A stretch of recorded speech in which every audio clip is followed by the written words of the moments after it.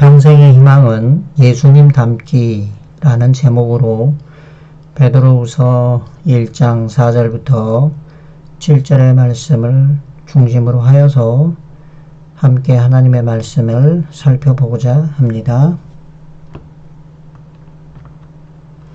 베드로후서 1장 4절입니다. 이로써 그 보배롭고 지극히 큰 약속을 우리에게 주사 이 약속으로 말미암아 너희로 정욕을 인하여 세상에서 썩어질 것을 피하여 신의 성품에 참여하는 자가 되게 하려 하셨으니 이러므로 너희가 더욱 힘써 너희 믿음의 덕을, 덕의 지식을, 지식의 절제를, 절제의 인내를, 인내의 경건을, 경건의 형제 우애를, 형제 우애의 사랑을 공급하라. 베드로는 베드로서를 통하여서 박해받고 흩어진 성도들에게 위로의 말씀을 전합니다. 그는 베드로서를 통하여서 희망을 주제로 말합니다. 베드로가 말하는 그 희망은 두 가지 내용입니다. 하나는 그리스도를 위하여 고난을 이겨내라는 것이고 다른 하나는 예수님을 닮아가라는 것입니다. 전자는 소극적인 것이고 후자는 적극적인 것입니다. 전자는 일시적인 것이고 후자는 영구적인 것입니다. 베드로는 예수님을 닮는 데에는 세 가지 과정이 있다라고 우리에게 말해 줍니다. 첫 번째는 피하라는 것입니다. 오늘 4절의 본문에서 너희는 정욕을 인하여 세상에서 썩어질 것을 피하여 신의 성품에 참여하는 자가 되게 하셨다라고 말합니다. 신의 성품은 예수님의 마음입니다. 그것이 거룩의 핵심인 것입니다. 그러나 그것을 위해서 먼저 해야 할 일이 있습니다. 그것은 세상에 썩어질 것을 피하라는 것입니다. 역사적으로 신의 성품에 참여하기 위해서 많은 사람들은 세상을 피하고 세상과 격리되는 것을 선택하였습니다. 그것이 기독교 수도원 운동으로 이어졌고 또 많은 사람들이 고난과 핍박 가운데서 믿음을 지키고 승리할 수 있는 큰 원동력이 되기도 했습니다. 기독교에 대한 핍박이 그치고 로마의 콘스탄틴 황제가 기독교를 공인하게 되자 교회는 급속히 세속화되었습니다. 그래서 뜻있는 소아시아와 유럽의 많은 그리스도인들이 세상을 떠나 산으로 광야로 들어가기 시작했습니다. 옷 한 벌에 지팡이 하나 들고 성경 한 권과 램프를 들고 동굴에 들어가 일생 안 나오거나 절벽 위에서 평생을 세상과 격리하여 하늘만 바라보고 살았습니다. 이들이 늘 품었던 생각은 자기를 부정하신 예수님처럼 거룩하게 살겠다는 것이었습니다. 히브리서 11장 24절 25절에 믿음으로 모세는 장성하여 바로의 공주의 아들이라 칭함받기를 거절하고 하나님의 백성과 함께 고난받기를 잠시 죄악의 낙을 누리는 것보다 더 좋아하고 하고 말합니다. 모세는 당시 세계 최강국의 왕자였습니다. 그 자리에 있기만 하면 모든 부와 명예, 행복이 보장되었습니다. 그러나 모세는 공주의 아들이라 칭함받기를 거절하였습니다. 이유는 무엇입니까? 교육 69쪽에 있는 말씀입니다. 일생 동안 하나님께 봉사하는 무거운 짐을 지기 위하여 모세는 미래의 왕위를 거절했고 바울은 자기 민족 가운데서 부와 명예를 누릴 수 있는 자리를 내어버렸다. 모세는 그리스도를 위하여 받는 욕을 애굽의 부하보다 더욱 부유한 것으로 여겼다. 그에게는 사실 그러하였기 때문에 그렇게 여긴 것이다. 바울은 무엇이든지 내게 유익하던 것을 해로 여김은 내 주 그리스도 예수를 아는 지식이 가장 고상함을 인함이라. 내가 그를 위하여 모든 것을 잃어버리고 배설물로 여김은 그리스도를 얻으려 함이라고 말하였습니다. 그는 자신의 선택에 만족했던 것입니다. 세상에서 썩어질 것을 피하는 것이 거룩으로 가는 첫 번째 길인 것입니다. 모세가 그러했고 요셉이 그러했고 다니엘과 바울이 그러하였던 것처럼 우리도 정욕을 인하여 세상에서 썩어질 것을 피하는 삶을 살기를 결심하기를 간절히 바랍니다. 두 번째는 참여하라는 것입니다. 4절에 신성한 성품에 참여한 자가 되게 하려 하셨다라고 기록하고 있습니다. 어떤 주석가는 참여한다는 것을 농부가 저수지에 파이프를 논으로 연결한 것으로 설명했습니다.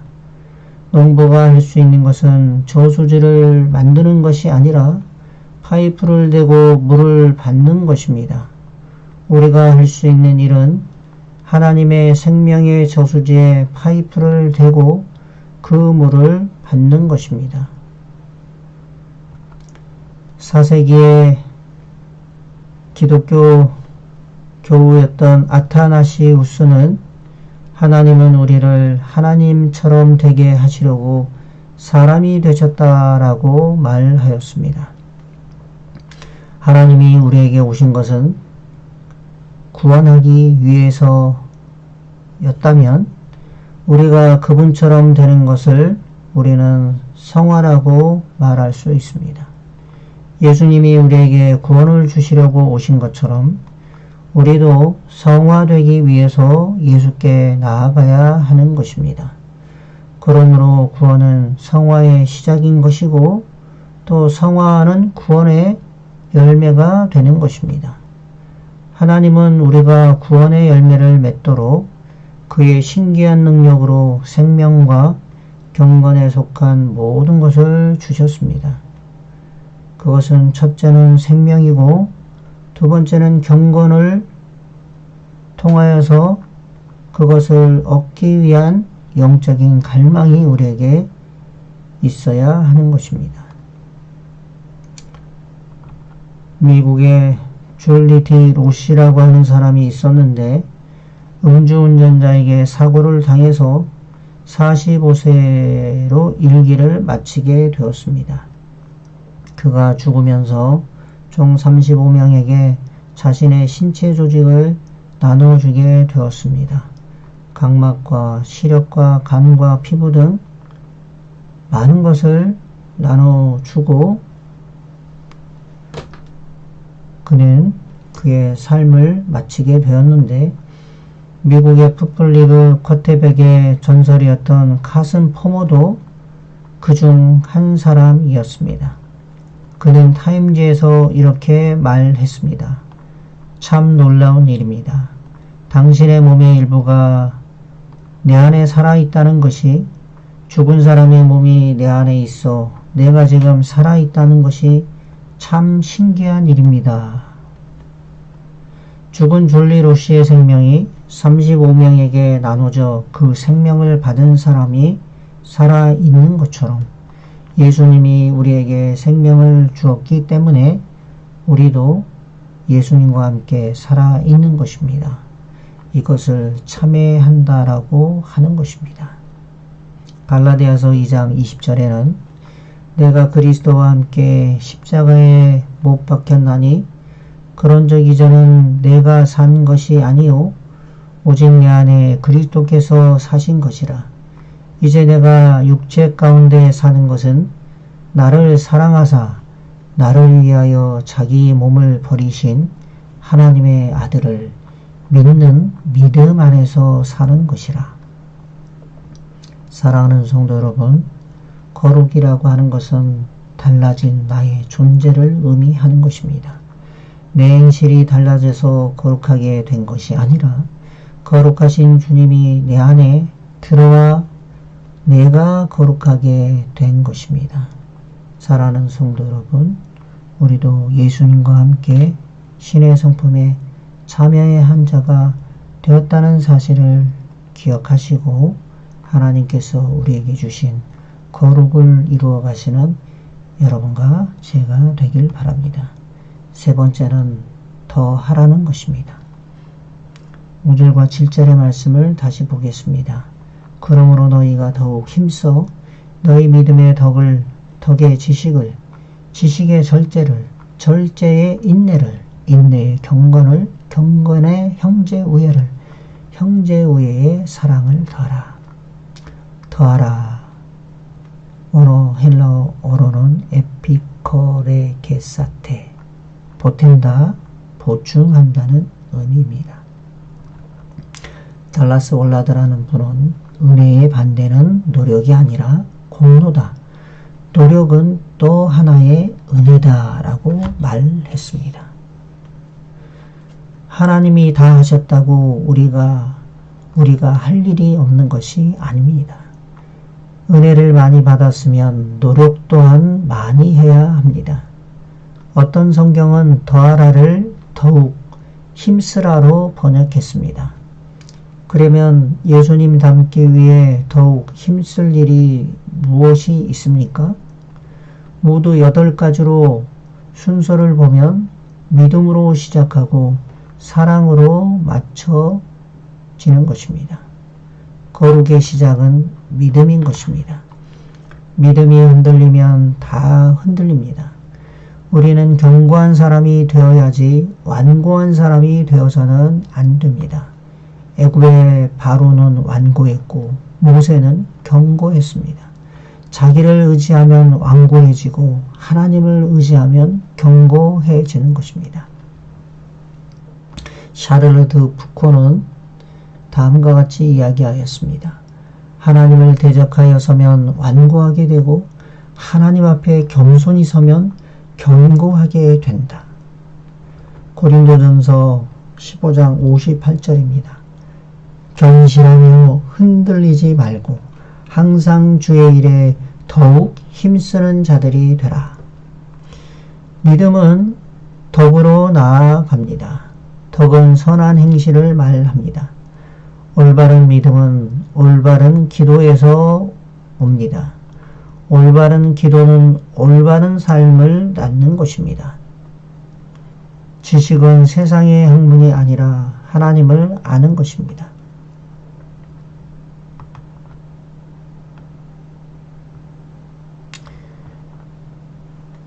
영생은 곧 유일하신 참 하나님과 그가 보내신 자 예수 그리스도를 아는 것이니라고 요한은 말하였습니다. 하나님에 대해 아는 지식이 아니라 하나님을 아는 지식인 것입니다. 하나님을 많이 알수록 더 거룩해지는 것입니다. 절제라고 하는 것은 엔크라테이아라는 말입니다. 에는 아내라는 말이고 크라토스는 힘이라는 말입니다. 그러므로 절제는 안에 있는 힘을 말하는 것입니다. 우리는 지식에 절제를 더해야 합니다. 보통은 힘은 밖에 있지만 진실로 강한 힘은 내 안에 있는 것입니다. 내 안에 성령의 힘이 강하면 내 힘을 누르게 됩니다. 이것이 절제라고 사도 바울은 우리에게 권면하고 있습니다. 이제 우리는 인내를 더해야 합니다.